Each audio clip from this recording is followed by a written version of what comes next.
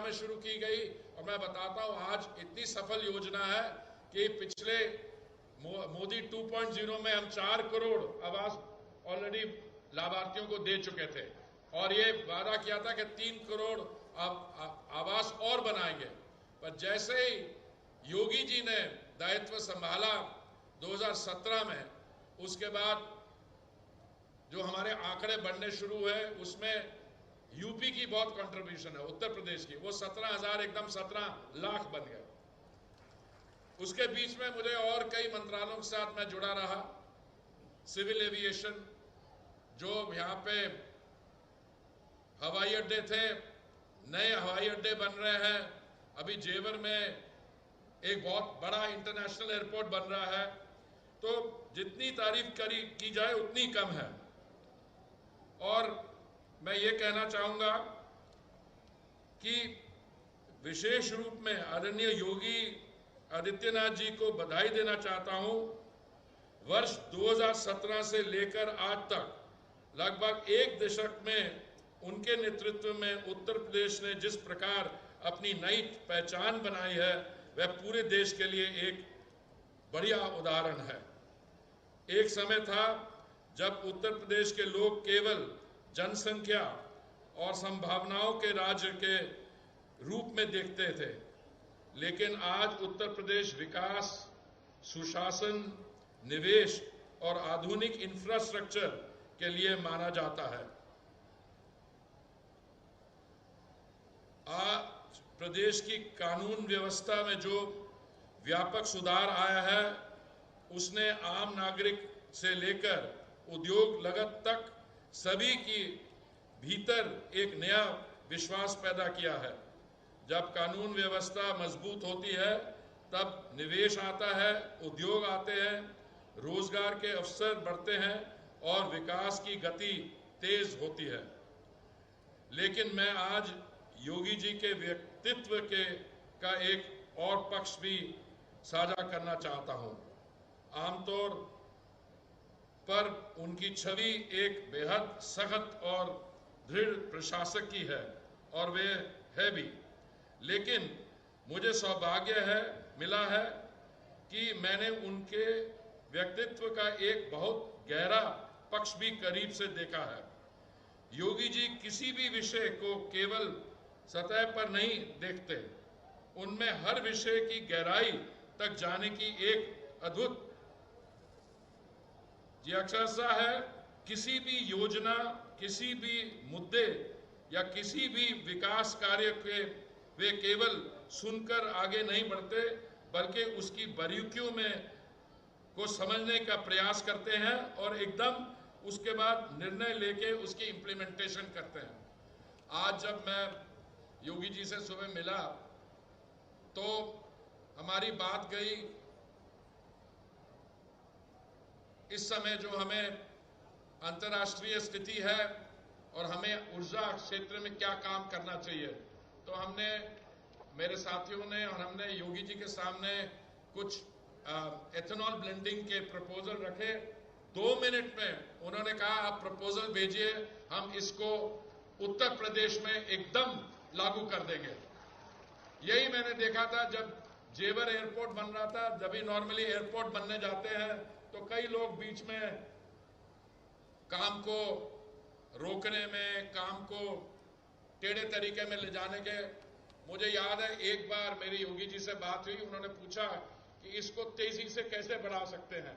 और मैं आपको विश्वास से कहता हूं, जो उसमें जेवर एयरपोर्ट में जो काम हुआ है, जिस गति के साथ हुआ है, और आज 15 जून से डोमेस्टिक फ्लाइट्स वहां शुरू हो जाएंगी।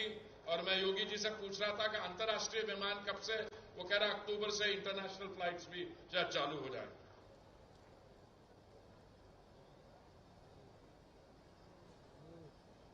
आज उत्तर प्रदेश एक्सप्रेसवे का प्रदेश बन चुका है। Purvanchal expressway, Bundelkhand expressway, Ganga expressway, ये केवल सड़कें नहीं हैं बल्कि विकास की जीवन रेखाएं हैं। आज बेहतर कनेक्टिविटी ने गांव, शहर और उद्योग सभी को जोड़ने का काम किया है। रक्षा क्षेत्र में डिफेंस कॉरिडोर जैसा महत्वाकांक्षी परियोजनाएं हो, एयरपोर्ट का विस्तार हो, मेट्रो नेटवर्क हो, मेडिकल और शिक्षा संस्थानों का विस्तार हो, हर क्षेत्र में उत्तर प्रदेश ने एक नई गति प्राप्त की है। और सबसे बड़ी बात यह है कि आज उत्तर प्रदेश केवल संभावनाओं की बात नहीं करता बल्कि परिणाम दिखाता है। आज देश और दुनिया के निवेशक उत्तर प्रदेश की ओर विश्वास के साथ देख रहे हैं। ये राज्य आज उद्योगों का पसंदीदा गंतव्य बन चुका है। मैं पूरे विश्वास के साथ कह सकता हूं कि उत्तर प्रदेश की काया पलट हुई है। आज ये राज्य विकास, विश्वास और नई ऊर्जा का प्रतीक बन चुका है। ऊर्जा क्षेत्र में भी उत्तर प्रदेश तेजी से आगे बढ़ रहा है। विशेष रूप से हरित ऊर्जा या ग्रीन एनर्जी और सीबीजी यानी कंप्रेस बायोगैस के क्षेत्र में यहाँ व्यापक संभावनाएं हैं। मुझे प्रसन्नता है कि इंडियन ऑयल गोरखपुर में सीबीजी प्लांट स्थापित कर रहा है। ये परियोजना केवल स्वच्छ ऊर्जा को बढ़ावा नहीं देगी बल्कि किसानों की आय बढ़ाने, कृषि उपज ने बेहतर उपयोग और पर्यावरण संरक्षण में भी महत्वपूर्ण भूमिका निभाएगी। ये प्रधानमंत्री जी के वेस्ट टू वेल्थ विजन को धरातल पर उतारने का एक उत्कृष्ट उदाहरण है। मुझे प्रसन्नता है कि पेट्रोलियम एवं प्राकृतिक गैस मंत्रालय के अंतर्गत आने वाले हमारे कंपनी इंडियन ऑयल कॉरपोरेशन के तहत 60 करोड़ का योगदान देकर इस महत्वपूर्ण पहल में भागीदारी निभाई है। हमारी बाकी कंपनियां एचपीसीएल और भी जुड़ी हैं, पर मैं खास करके इंडियन ऑयल के चेयरमैन जो सानी जी हमारे साथ यहाँ पे मंच पर उपस्थित हैं, उनको भी उनका धन्यवाद करना चाहूँगा। हमारे ऑयल पीएसयूज का खेलों में जुड़ाव कोई नया नहीं है। दशकों से ये देश भर में खिलाड़ियों को अवसर देने, प्रशिक्षण उपलब्ध कराने और खेल प्रतियोगिताओं को मंच देने का कार्य कर रही हैं। आज भारतीय खेल जगत में जो अनेक सितारे चमक रहे हैं, उनमें से कई को इन संस्थाओं ने संबल दिया है। प्रधानमंत्री श्री नरेंद्र मोदी जी ने फिट इंडिया और खेलो इंडिया जैसे अभियानों के माध्यम से देश में फिटनेस और खेलों के जन आंदोलन का रूप दिया है। हमारा विश्वास है कि खेल केवल पदक जीतने का माध्यम नहीं है, बल्कि वे अनुशासन, टीम भावना, आत्मविश्वास और राष्ट्र निर्माण की भावना को भी मजबूत करते हैं। आज भारत का युवा केवल दर्शक बनकर नहीं रहना चाहता, वह मैदान में उतरकर देश के लिए जीतना चाहता है। ऐसे ही विश्वस्तरीय खेल अवसंरचना का निर्माण अत्यंत आवश्यक है। गोरखपुर का ये स्टेडियम इसी सोच का एक मजबूत उदाहरण है। 45 एकड़ में बनने वाला ये आधुनिक स्टेडियम, जिसकी दर्शक क्षमता कोई 30,000 होगी, आने वाले समय में पूर्वांचल के युवा के लिए प्रेरणा का केंद्र बनेगा। यहाँ केवल क्रिकेट मैच ही नहीं, यहाँ सपने तैयार होंगे, यहाँ नई प्रतिभाएं जन्म लेंगी, यहाँ से भारत का भविष्य निकलेगा। योगी जी से मैं पूछ रहा था कि ये स्टेडियम को कितने समय में इसका काम पूरा होगा, तो उन्होंने कहा टाइमलाइन तो 18 महीने या 2 साल की है, पर फिर उन्होंने हमारे जो 7 अधिकारी अवस्थी जी सबको बोला इसको 18 महीने में ही खत्म कीजिए। और मेरा अपना अनुभव योगी जी के साथ है कि इनके साथ कोई भी अगर हमारी कोलैबोरेशन होती है तो ये समय से पहले और कॉस्ट एस्टिमेट्स के अंदर ये काम करके दिखाते हैं।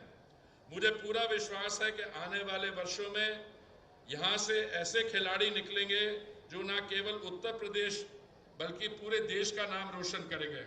ये परियोजना पूर्वांचल के युवाओं को बड़े सपने देखने और उन्हें पूरा करने का आत्मविश्वास देगी। अंत में मैं पुनः उत्तर प्रदेश सरकार, आदरणीय योगी जी, इंडियन ऑयल और उस परियोजना से जुड़े सभी साथियों को बधाई देना चाहता हूं। आइए हम सब मिलकर एक ऐसा भारत के निर्माण का संकल्प लें जहां हर युवा को आगे बढ़ने का अवसर मिले, हर प्रतिभा को मंच मिले और हर सपना उड़ान भर सके। बहुत बहुत धन्यवाद। जय हिंद।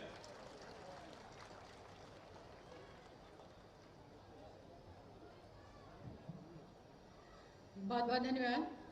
अपने उद्बोधन से हम सभी को अन्वित कर रहे थे माननीय केंद्रीय मंत्री पेट्रोलियम एवं प्राकृतिक गैस मंत्रालय भारत सरकार डॉक्टर हरदीप सिंह पुरी जी।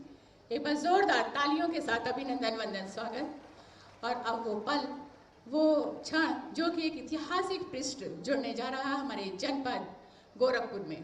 जी हाँ, 30,000 दशकों की क्षमता और 392.94 करोड़ रुपए की लागत से निर्माणाधीन अंतर्राष्ट्रीय क्रिकेट स्टेडियम के शिलान्यास का वो सुनहरा पल अनुरोध करते हुए परम आदरणीय यशस्वी माननीय मुख्यमंत्री जी से और साथ ही साथ माननीय केंद्रीय मंत्री पेट्रोलियम एवं प्राकृतिक गैस मंत्रालय भारत सरकार डॉक्टर हरदीप सिंह पुरी जी से कि बटन दबाकर हमारे इस शिलापट का अनावरण करते हुए अंतर्राष्ट्रीय क्रिकेट स्टेडियम का शिलान्यास का ये शुभ कार्य संपन्न करें। एक बार स्वागत।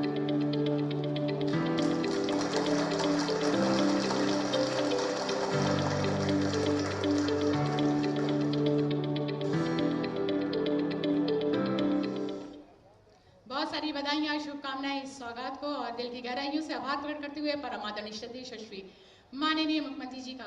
और जो प्रदेश में खेल एवं युवा विकास की दिशा में एक ऐतिहासिक पल सिद्ध होगा, विकास की प्रगति जनपद गोरखपुर की।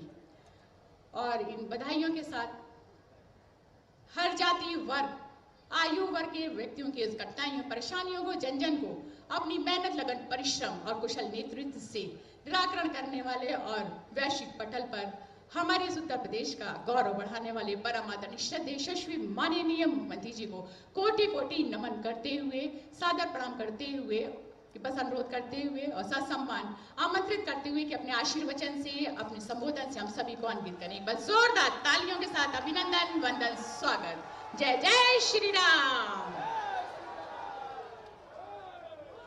भारत माता की, भारत माता की, भारत माता की।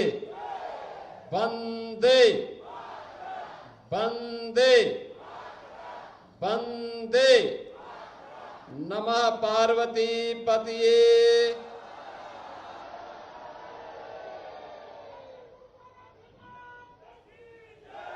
गोरखपुर में इंटरनेशनल स्टेडियम के आज के शिलान्यास कार्यक्रम में जिनका सानिध्य और मार्गदर्शन अभी आप सभी पूर्वी उत्तर प्रदेश के नौजवानों को, खिलाड़ियों को और नागरिकों को प्राप्त हुआ है, ऐसे भारत सरकार के पेट्रोलियम एवं प्राकृतिक गैस मंत्री माननीय डॉक्टर हरदीप सिंह पुरी जी, केंद्रीय मंत्री श्री कमलेश पासवान जी, उत्तर प्रदेश सरकार में मंत्रिमंडल के मेरे सहयोगी श्री संजय निषाद जी, प्रदेश सरकार के खेल और युवा कल्याण विभाग के मंत्री श्री गिरीश चंद्र यादव जी, गोरखपुर के लोकप्रिय सांसद श्री रवि किशन जी, कुशीनगर के लोकप्रिय सांसद श्री विजय दुबे जी, गोरखपुर जिला पंचायत के अध्यक्ष श्रीमती साधना सिंह जी, गोरखपुर के महापौर डॉक्टर मंगलेश श्रीवास्तव जी, गोरखपुर ग्रामीण से विधायक श्री विपिन सिंह जी, बांसगांव के विधायक डॉक्टर विमलेश पासवान जी, माननीय विधायक श्री फतेह बहादुर सिंह जी, महेंद्रपाल सिंह जी, प्रदीप शुक्ला जी, श्री राम चौहान जी, सरवण निषाद जी, राजेश त्रिपाठी जी, आज के इस कार्यक्रम में इस पूरे कार्यक्रम को एक नई ऊंचाई प्रदान करने के लिए और गोरखपुर में इंटरनेशनल स्टेडियम की स्थापना हो, इंडियन ऑयल कॉरपोरेशन के चेयरमैन श्री अरविंद सिंह साहनी जी, उत्तर प्रदेश सरकार के सलाहकार श्री अवनीश अवस्थी जी, भारतीय जनता पार्टी के जिलाध्यक्ष श्री जनार्दन तिवारी जी, महानगर अध्यक्ष श्री राजेश गुप्ता जी, क्षेत्रीय अध्यक्ष श्री सहजानंद राय जी, इस अवसर पर विशेष रूप से उत्तर प्रदेश खेल विभाग से जुड़े हुए हमारे अधिकारी, और दोनों अधिकारी हमारे ओलंपियन भी हैं। खेल विभाग के सचिव श्री सुहास एलवाई और निदेशक खेल डॉक्टर आरपी सिंह, ये दोनों लोग भारतीय टीम का ओलंपिक में नेतृत्व किए हैं। आज के इस आयोजन में उपस्थित सभी बहनों और भाइयों और मेरे खिलाड़ी मित्रों, मैं सबसे पहले गोरखपुर में इंटरनेशनल क्रिकेट स्टेडियम की स्थापना हो सके, सबसे पहले बहुत सकारात्मक भाव के साथ एक अनुरोध हम लोगों ने किया था और केंद्रीय उस समय के आवासन और नगर शहरी विकास मंत्री और भारत सरकार के उस समय के ही पेट्रोलियम और प्राकृतिक गैस मंत्री के रूप में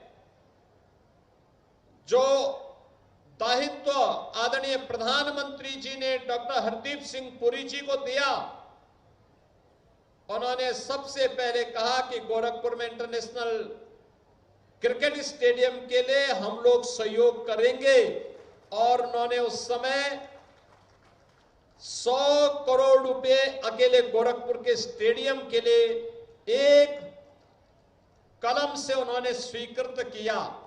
आज वे हमारे बीच में शिलान्यास कार्यक्रम में आए हैं। मैं उत्तर प्रदेश सरकार, पूर्वी उत्तर प्रदेश के नौजवानों, यहां पर उपस्थित हजारों खिलाड़ियों की ओर से उनका हृदय से स्वागत करता हूं, अभिनंदन करता हूं। बहनों और भाइयों,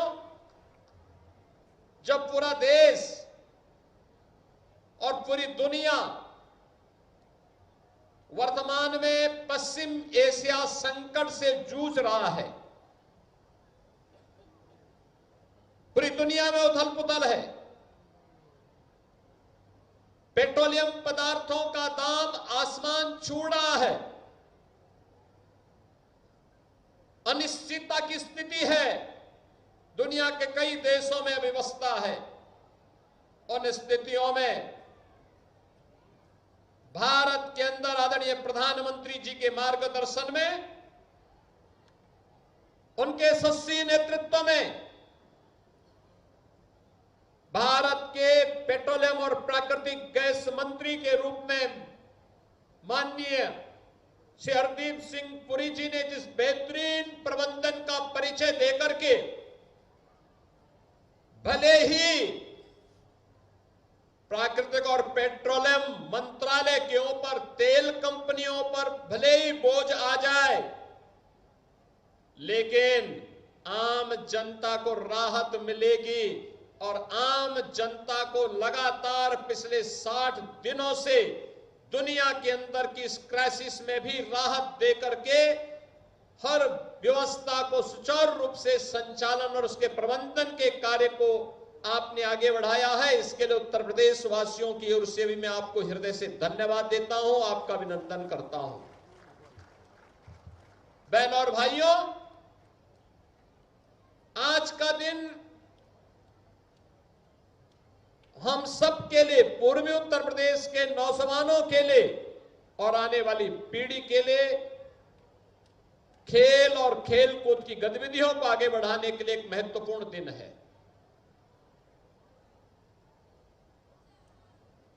प्रधानमंत्री जी ने 2014 में देशवासियों से कहा था, एक बात कही थी, खेलो इंडिया खेलो के एक स्लोगन दिया था। फिर उन्होंने फिट इंडिया मूवमेंट की बात कही थी, सांसद खेल कूद प्रतियोगिता को आगे बढ़ाने की बात कही थी। देश के अंदर इनके माध्यम से एक नई खेल संस्कृति आगे बढ़ी। खेल इंफ्रास्ट्रक्चर को आगे बढ़ाने के लिए एक प्रतिस्पर्धा आगे बढ़ी। परिणाम है भारत का प्रतिभाग ओलंपिक में, एशियाड में, कॉमनवेल्थ में, इंटरनेशनल जितनी भी वर्ल्ड कप से जुड़ी हुई प्रतियोगिताएं थी उनमें बढ़ी। भारत के मेडल की संख्या भी बढ़ी। और आज हम कह सकते हैं कि प्रधानमंत्री जी का वह विजन हमारा युवा अपने सामर्थ्य से लेके आ रहा है, और उस प्रकार का इंफ्रास्ट्रक्चर देना इस सरकार की जिम्मेदारी है। और उत्तर प्रदेश सरकार प्रधानमंत्री मोदी जी के मार्गदर्शन में उस प्रकार का इंफ्रास्ट्रक्चर प्रदेश के अंदर दे रही है। मुझे बताते हुए प्रसन्नता है, हर गांव में हम खेल का मैदान बना रहे हैं।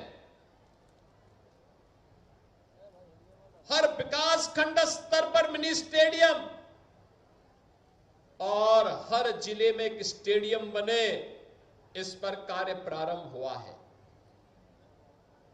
18 कमिश्नरी है, हर कमिश्नरी स्तर पर एक स्पोर्ट्स कॉलेज बने। प्रदेश में अपना एक स्पोर्ट्स यूनिवर्सिटी हो, इसके लिए मेजर ध्यानचंद के नाम पे मेरठ में हम लोग स्पोर्ट्स यूनिवर्सिटी का निर्माण कर रहे हैं। इसी सत्र में हम उसका उद्घाटन भी करने जा रहे हैं।